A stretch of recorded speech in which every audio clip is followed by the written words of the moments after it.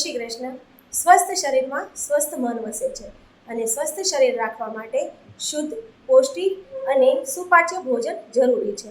રસોઈ બનાવવી એ દૈનિક કાર્ય જ નથી, પરંતુ આપણા પરિવારના આરોગ્યની જવાબદારી છે. થોડી બેદરકારીને કારણે નાના જીવાણુ મોટી બીમારીનું કારણ બની શકે છે. આ માટે મહત્વની કાળજી રાખવી જરૂરી છે. રસોઈ બનાવતી વખતે સ્વચ્છતા એ મહત્વનો ભાગ છે. તેથી રસોઈ કરતા પહેલા અને વચ્ચે સાબુથી હાથ બરાબર સાફ કરવા જોઈએ.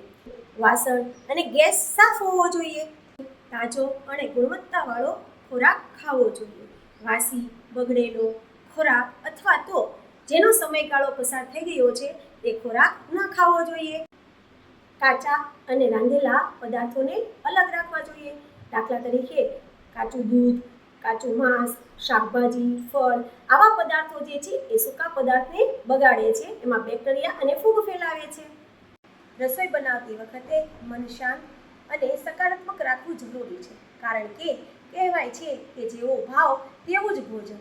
પ્રેમથી બનાવેલું ભોજન આપણા પરિવારની તંદુરસ્તી જ નહીં, પરંતુ સંબંધોને પણ મજબૂત બનાવે છે. Thank you.